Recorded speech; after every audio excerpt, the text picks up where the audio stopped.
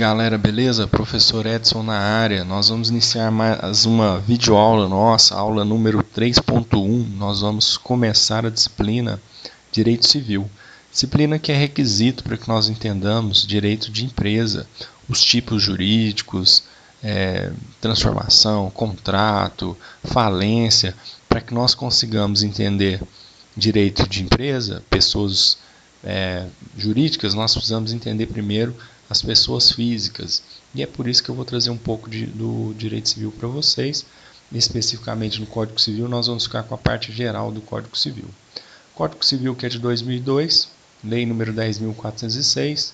Para vocês que lembram da última aula, quando a gente falou de Lei de Introdução às Normas do Direito Brasileiro, nós falamos que esse Código Civil demorou um ano para entrar em vigor, para ser válido depois de publicado. Ele foi publicado em 2002 e passou a ser válido apenas depois de um ano, em 2003. Nós precisamos entender que as pessoas jurídicas são formadas pelas pessoas físicas. E nesse sentido é que nós vamos aprender um pouco sobre o Código Civil, fala sobre direitos de personalidade e da capacidade, para depois a gente conseguir entender o que as empresas são e como funcionam as empresas e os seus registros, as suas alterações e tudo mais. Certinho, pessoal? Em termos de direito civil e pessoa física, nós vamos aprender um pouco sobre capacidade e personalidade. O que nós precisamos saber? No próprio primeiro artigo ele fala, artigo 1º, toda pessoa é capaz de direitos e deveres na ordem civil. Então o nosso Código Civil ele não faz distinção entre pessoas brasileiras ou estrangeiros. Então o estrangeiro que vier morar no Brasil pode sim ter todos os direitos e deveres que seriam dos brasileiros natos ou naturalizados.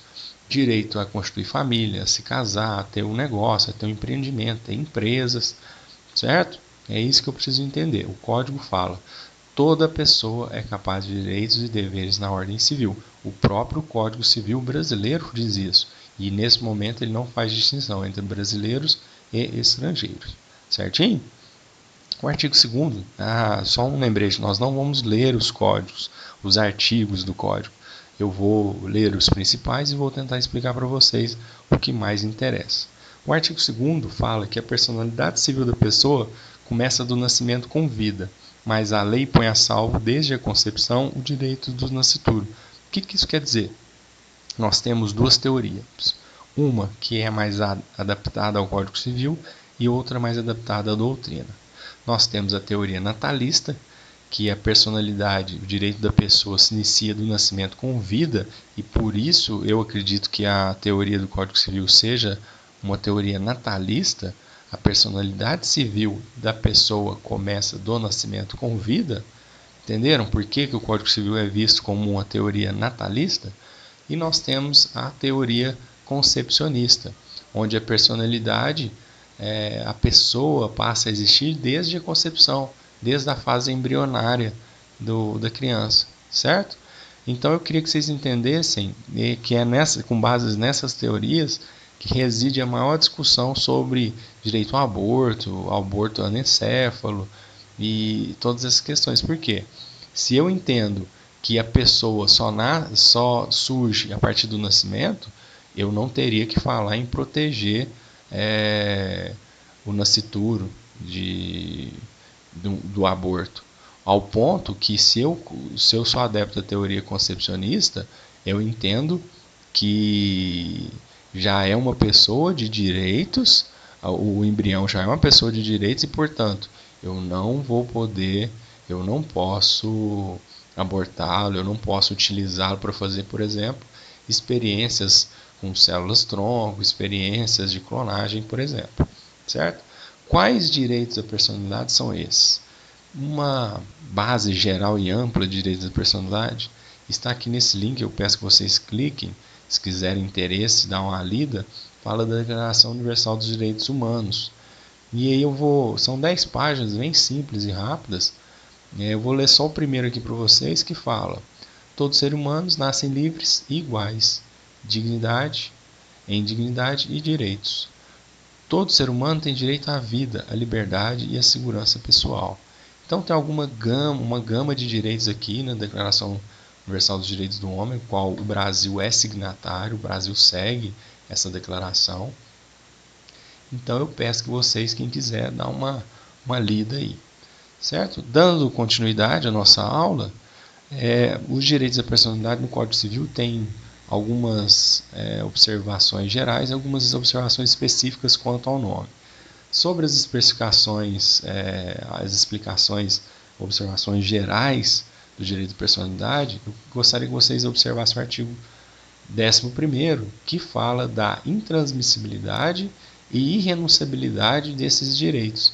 E aí alguns doutrinadores até questionam os reality shows, os Big Brothers, que naquele momento as pessoas estão negociando, estão transmitindo para a emissora de TV os seus direitos de personalidade, o que é proibido pelo Código Civil, certo?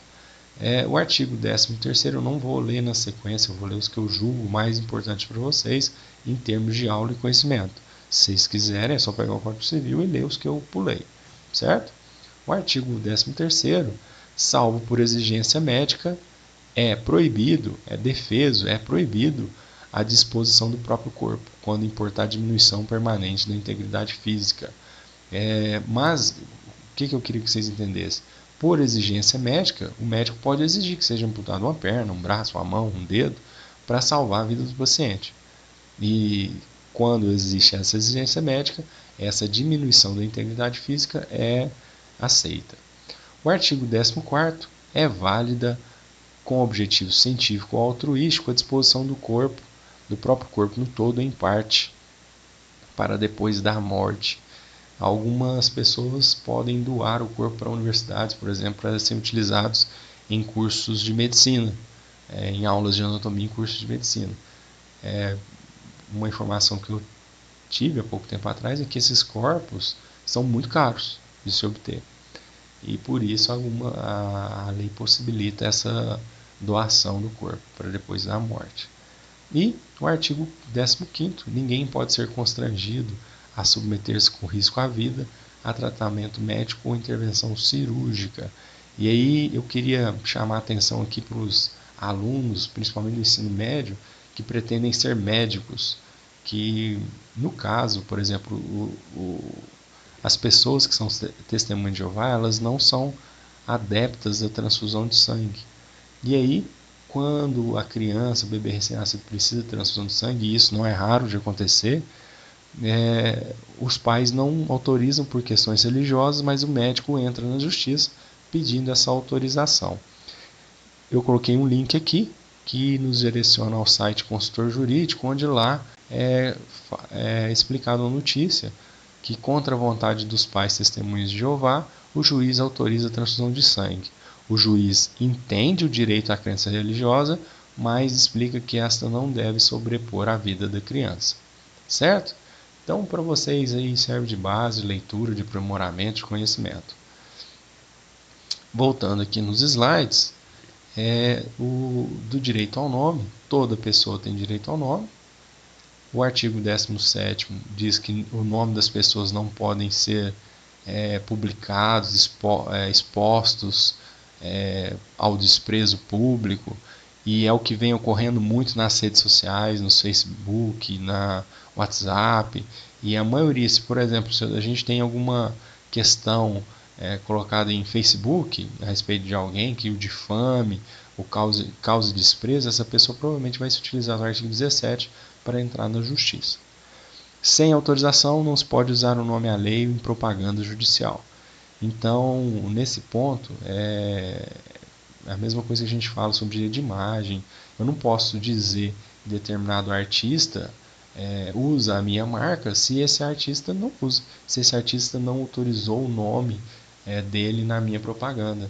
E aí fica uma dica para o pessoal do departamento de marketing ficar atentos à exigência desse artigo, dessa autorização no artigo 18 do Código Civil. O pseudônimo adotado para atividades lícitas goza da proteção que se dá ao nome. Pseudônimos são os apelidos, assim como Xuxa, Lula e por aí vai. Tem que ser para atividades lícitas. E aí eu chamo a atenção para aquele filme Cidade de Deus, onde o Zé Pequeno tinha um apelido, Zé Pequeno, E esse apelido ele não era protegido como proteção do nome. Por quê? Porque não era uma atividade ilícita, certo? Era o tráfico de drogas que para o Brasil é considerado ilícito. Por exemplo, a Xuxa, se você fizer uma referência à personagem Xuxa e não tiver autorização dela, provavelmente com base nesses dois artigos ela vai entrar pedindo indenização, certo? Galerinha, antes da gente adentrar no termos capacidade, eu vou encerrar a aula por aqui. Eu estou dando preferência para fazer aulas mais curtas para que vocês possam parar, possam tomar um fôlego antes de ir para a próxima aula. Certinho? Na próxima aula a gente continua daqui.